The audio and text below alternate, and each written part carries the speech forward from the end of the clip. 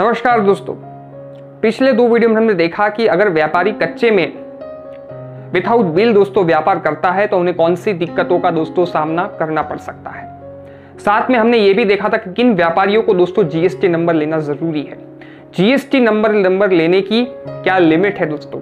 राज्य वाइज दोस्तों, state wise हमने एक चार्ट भी उस वीडियो में बताया था कि किन व्यापारियों को जीएसटी नंबर लेना जरूरी है। अगर आप माल सामान सप्लाई करते हैं तो उसके लिए क्या लिमिट है, सर्विस सेक्टर से जुड़े हुए लोग हैं तो उनके लिए क्या लिमिट है। और हमने ये भी देखा था कि जो शुरू में एक छोटा बिजनेस स्टार्ट करना चाहते हैं, वो शुरू में देखना चाहते हैं कि वो बिजनेस में सफल होंगे या नहीं, तो वो कैसे पक्के में दोस्तों माल मंगवा सकते हैं। पूरी बात दोस्तों हमने की थी। अगर आपने वो वीडियो नहीं देखा तो वो वीडियो भी जरूर देखिए।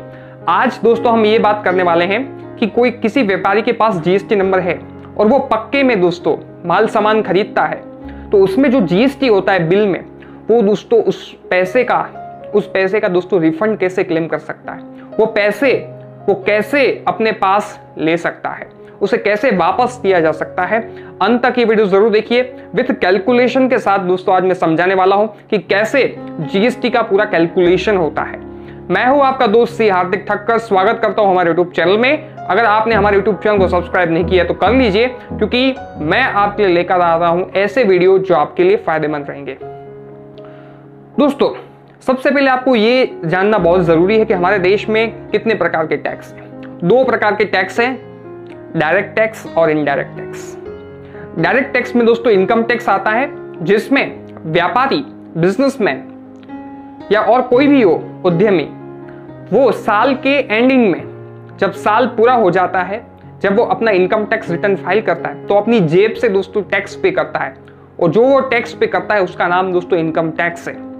और इनडायरेक्ट टैक्स पे दोस्तों जीएसटी आता है, वैट आता है, जिसमें हर महीने दोस्तों उसे कैलकुलेशन करके गवर्नमेंट को अपने कस्टमर के पास से कलेक्ट करके गवर्नमेंट को दोस्तों पे करना पड़ता है। तो ये दोस्तों होता है जीएसटी, इसलिए उसे डायरेक्ट टैक्स और इनडायरेक्ट टैक्स दोस्तों कहते हैं। आज हम एक कैलकुलेशन लेंगे दोस्तों, जिससे आप खुद भी एक अच्छे से कैलकुलेशन कर पाएंगे और हर महीने दोस्तों आप ये एस्टिमेट लगा पाएंगे कि इस महीने दोस्तों मुझे जीएसटी कितना भरना पड़ेगा। तो मैं एग्जांपल के साथ आपको समझाने वाला हूं। हो सके तो आप भी इस एग्जांपल को नोट कर लीजिए, जिससे आप भी अपने कैलकुलेशन कर सकें। समझ लीजिए एक मैन्युफैक्चरर है, एक होलसेलर है। मैन्युफैक्चरर होलसेलर को माल बेचता है। मैन्युफैक्चरर 1 लाख रुपए का दोस्तों माल बेचता है और उस पर समझ लीजिए 12% जीएसटी है। वैसे जीएसटी का रेट 5% है, 12% है, 18% है, 28% है, लेकिन फॉर कैलकुलेशन पर्पस में बीच का जो रेट है 12% उसे मैं ले रहा हूं। तो 1 लाख के ऊपर दोस्तों 12% यानी कि 12,000 रुपए दोस्तों जीएसटी जो होलसेलर है वो अपने मैन्युफैक्चरर को देगा। यानी कि लाख रुपए जो है, 1 लाख रुपए वो माल सामान के, 12,000 रुपए दोस्तों जीएसटी की। यानी कि होलसेलर अपने मैन्युफैक्चरर को दोस्तों कितना टोटल पेमेंट करेगा, 1,12,000 रुपए, जिसमें लाख रुपए माल सामान के हैं, 12,000 रुपए दोस्तों जीएसटी के। ये आपको दिमाग में रखना है। अब ये दोस्तों माल सामान जो है होलसेलर के पास आ गया। अब होलसेलर क्या करेगा, रिटेलर को बेचेगा। तो समझ लीजिए दोस्तों जो माल सामान की जो कॉस्ट थी वो कितनी थी दोस्तों, 1 लाख रुपए। तो 1 लाख के ऊपर जो होलसेलर है वो अपना प्रॉफिट मार्जिन दोस्तों ऐड करेगा। तो प्रॉफिट मार्जिन समझ लीजिए 10% है, यानी कि 1 लाख के ऊपर 10% दोस्तों प्रॉफिट होलसेलर लगाता है। तो वो अपने कस्टमर को दोस्तों माल सामान जो है वो कितने में बेचेगा, 1,10,000 रुपए में, और उस पे वो अलग से जीएसटी भी चार्ज करेगा अपने कस्टमर से। और जीएसटी का रेट था दोस्तों 12%, यानी कि जीएसटी कितना आएगा, 13,200 रुपया, 13,200 रुपीज। तो टोटल जो अपने कस्टमर के पास से वो होलसेलर वो कितना लेगा, 1,23,200 रुपए वो अपने कस्टमर के पास से लेगा। अब दोस्तों होलसेलर हर 1 महीना पूरा हो गया, अब होलसेलर को जीएसटी देना पड़ेगा। तो वो होलसेलर कैसे कैलकुलेशन करेगा, तो समझ लीजिए होलसेलर ने जब अपने कस्टमर को माल बेचा था, रिटेलर को माल बेचा था, तो उसमें उन्होंने जीएसटी कितना चार्ज किया था, 13,200, 13,200 रुपया। और उसी माल सामान पे होलसेलर ने मैन्युफैक्चरर को कितना पेमेंट किया था जीएसटी के रूप में? 12,000 रुपया। तो 13,200 होलसेलर ने अपने कस्टमर से लिए, 12,000 ऑलरेडी उसी माल सामान के ऊपर मैन्युफैक्चरर को पे किया। तो नेट पेमेंट होलसेलर कितना करेगा गवर्नमेंट को? 1200 रुपए, 1200 रुपीज उस मंथ में दोस्तों वो पे करेगा। तो आपने देखा जो मैन्युफैक्चरर ने 12,000 रुपए दोस्तों जीएसटी चार्ज किया था, वो दोस्तों होलसेलर को एज ए क्रेडिट के रूप में, ठीक है, होलसेलर जब टैक्स पेमेंट करेगा तो उनकी जो टैक्स लायबिलिटी है उसके सामने वो दोस्तों एडजस्ट हो जाएगा।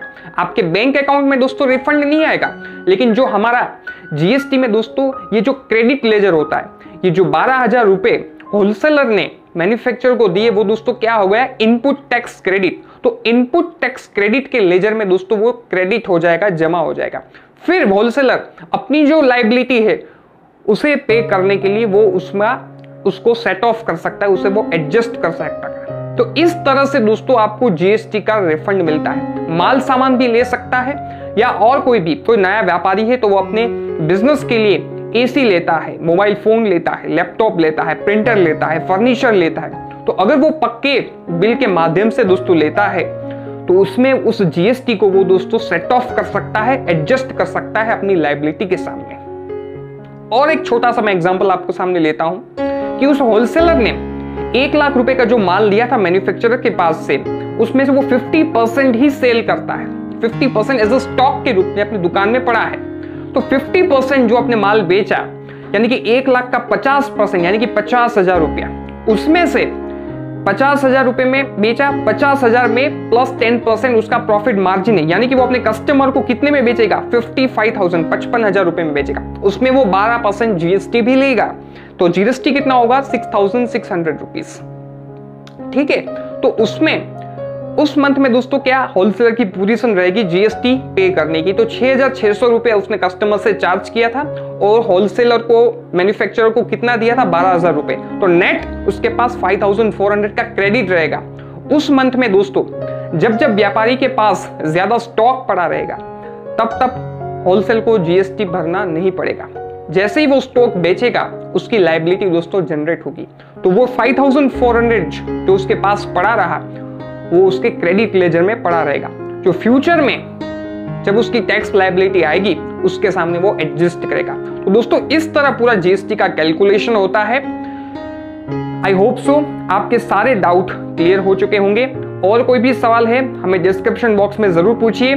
सभी वीडियो हमारे जीएसटी के रिलेटेड आने वाले हैं, आने वाले वीडियोस में, वो भी जरूर देखिए। हमारे चैनल के साथ बने रहिए, वीडियो को लाइक कीजिए, ज्यादा से ज्यादा लोगों को शेयर कीजिए। मिलते हैं नेक्स्ट वीडियो में, तब तक के लिए नमस्कार, जय हिंद, वंदे मातरम।